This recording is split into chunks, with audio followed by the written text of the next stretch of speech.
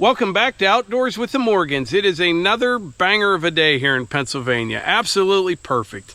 It's Labor Day. I'm out here in the woods splitting up some firewood with the Excavator and the Splitfire 4209 log splitter. I just finished up. I've got a decent pile of red oak and maple there, but I have been working around these toads. This is number 3 right here. I had to relocate 2 of them over into the tall grass, and that one just appeared. I don't think I got any of them, but I had to get out of the machine a couple times because I'd see them hopping over towards one of the rounds trying to get underneath of it. So little guys are holding me up there a little bit, but that's all right. But anyway, today's video is not going to have anything to do with splitting firewood or sawmills or equipment or anything like that. We're going to have a little talky talk here. Earlier, I was reading through some of the comments from the last video, and I just have to say 99% of the people, thank you. You know what I mean? Just a lot of very nice, kind people out there, normal people that are into the same things that we are. But you always get a few haters and trolls, and it just is what it is. But one of the comments that always stands out to me is it must be nice. And I've talked about this before, but we're going to go over this a little bit differently today. When they say it must be nice, now granted, some people are just saying, hey, it must be nice, and they're nice about the way that they say it, but other people will just hate you, just hate your guts because they think you have something that they don't, you know, or whatever. And I was never like that. I never cared what anybody else had, what anybody else does. And we've talked about this before, but we're going to dive into a subject that I don't really go over very often, and that is this. I mentioned before, you don't always see everything that goes on around here. Like this morning, I'm out here working, and before I came out, Hunter wanted to get his shave down. That's what we call it. Once a week, Hunter gets a haircut, shave, all trimmed up, and I take care of that. And then I help him shower. Melissa showers him and gets him ready every other day the rest of the week, but one day a week is shave down week, and it's usually Sunday morning, and but for some reason this week it was Labor Day. We forgot yesterday or got busy. So I got Hunter all taken care of, and then I came back out here and I did some work, and if you saw the last video, then Hunter comes back out here because I didn't take him to Sheets yet. And so we got in the truck and went to Sheets, and I enjoy doing all this stuff. I'm not complaining at all, but what I'm saying is everybody has different situations and everybody has different struggles, and it never ever bothered me what somebody else has or somebody else does, and we all have to play the hand that we are dealt. You know what I'm saying? You know, when Hunter was first diagnosed with autism, must have been around 18 months of age, I think. I'm not real good at remembering times and dates like that, but I think it was around 18 months, and I didn't even know what autism was, to tell you the truth. Melissa took him to the doctor. We knew something was wrong, and well, I'm going to get pretty deep into this right now. So what happened was Hunter got his MMR shot, and I think a couple other vaccines, and he just kind of clammed up because he was starting to talk a little bit back then. Probably said 10 or 15 words, I don't know. You know, you drive down the road, he'd see a truck, he'd say like truck, and he got those vaccinations and it was over. Now, I'm not anti-vax or anything like that, totally, I guess I should say, but you know, when they say side effects could affect, you know, 1 in a million or 1 in 5 million, doesn't sound like it's that big a problem unless it's one of your kids, you know.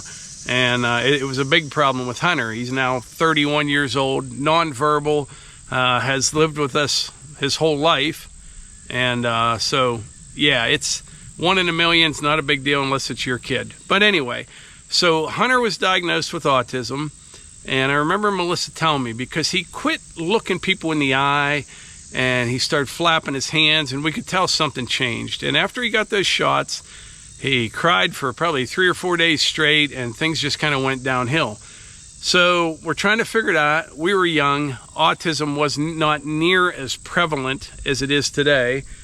And different doctors, and they diagnosed him with autism. And I remember Melissa calling me at work to tell me this, and I'm like, okay. And I didn't know what it was. I had no idea. I'm trying to figure it out. I just thought he would be a little bit smarter in certain things, and I didn't think much of it. And but things pretty much stayed the same. We took him to, oh man, he went to all different kinds of schools and day programs, and they're all different. We still get emails from people trying to be helpful, and they're very nice about different things that work with kids with autism. They work for some, they don't work for others. So after years and years of trying to make Hunter like other kids or whatever, once we figured out he's not like other kids, you know what I mean? That's when everything switched with us, and we realized we have to play the hand that we were dealt with. You know what I mean? Or yeah, play the hand we were dealt.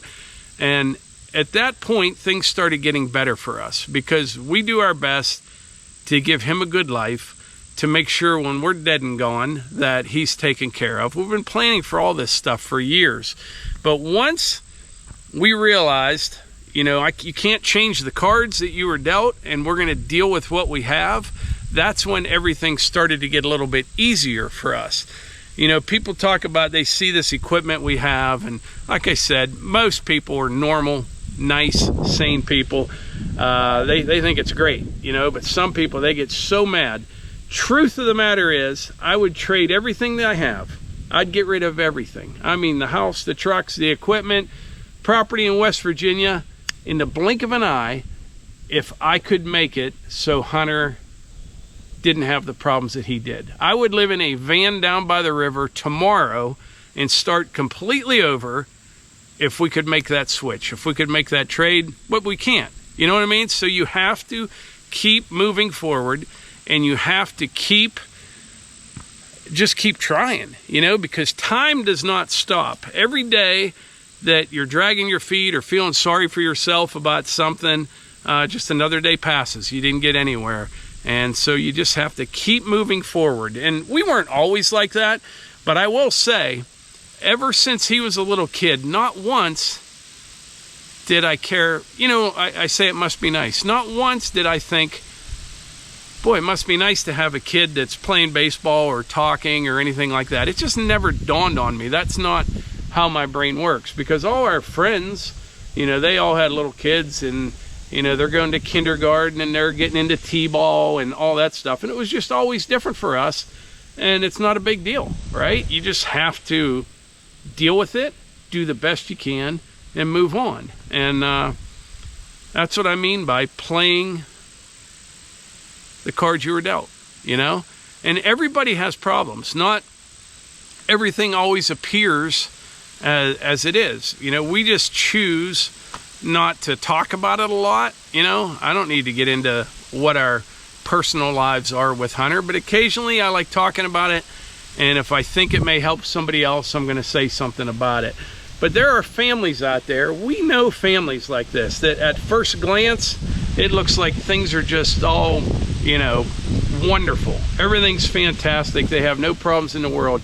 But there's very few families out there that don't have some type of issue in the family, whether it be drugs or mental illness or physical illness or something. But there's a ton of issues out there and a ton of problems in the world, and a lot of challenges that a lot of people face every day with their, you might be taking care of your parents or a special needs child, or you might have a sibling that's going through something, and you just have to deal with it. You know what I mean? Because if you just sit there and you drag your feet, time never stops. It keeps moving forward, and it's just going to be a miserable existence. It is. So you got to deal with things as best you can and keep moving forward. And that's what we've done. It's not always been easy by any stretch of the imagination, and but you can't worry about what other people have, or like I said, that kid that's out playing baseball, why isn't my kid? I never dawned on me. Never cared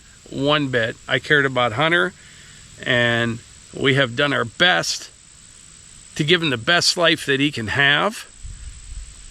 Yeah, you just have to keep going. So that was about a 10-minute little speech there, and I had to take a break because sometimes I want to make sure I'm not repeating myself too much, and I'm trying to think about what else I want to talk about. And what that is this. You know, I kind of went over what we have done for Hunter, but I haven't talked about what he has done for us. And that's the big thing right there. It has been a challenge, there's no doubt about it, raising Hunter, and it's been tough. The meltdowns, all the different things that go along with it. But what Hunter has been able to do for us, he's taught us so many things. He really has. He's given us all purpose, drive, taught us patience, and we wouldn't be where we are today no way in heck would be where we're at today if it wasn't for Hunter. So all those years, you know, you're thinking, you know, we're thinking to ourselves, we're at a disadvantage here because we have to take all this extra time to do this to help our son. And I hate to say it that way, but it's the truth. You know, you think that, but when you look at what he has done for us in teaching us all these things, it's amazing. It really is, because we would not be where we are today if it wasn't for him. Like I said, I was a blaster for years. I would be content had it not been for Hunter, just to be, you know, still on the road somewhere on some blasting job, coming home on the weekends, having a little bit of money in my pocket and being able to take a vacation once a year and live out my days that way to a retirement at some point, and that would be it. You know what I mean? But with Hunter, we knew that we needed more and needed to do more to take care of him and to make sure that we ended up where he was taken care of down the road. And that's one of the reasons, one of the drive that I've had, because it's been a grind, like this YouTube channel, and I love doing it, but he kind of pushed me without knowing in this direction. You know, 6-7 years ago when I started this channel, I kind of had in the back of my head, even way back then, that I could turn this into something if you just put in the work. You know what I mean? And he's the one to really thank for all that, because after the first couple years and I started making some money on YouTube, and you start get a couple little sponsorship deals, and then you're thinking to yourself, if I did this and keep working at this, we can turn this into something where I can work at home every day and do our thing. You know, I can be out here working and run Hunter to sheets. I mean, how cool was that? You know what I mean?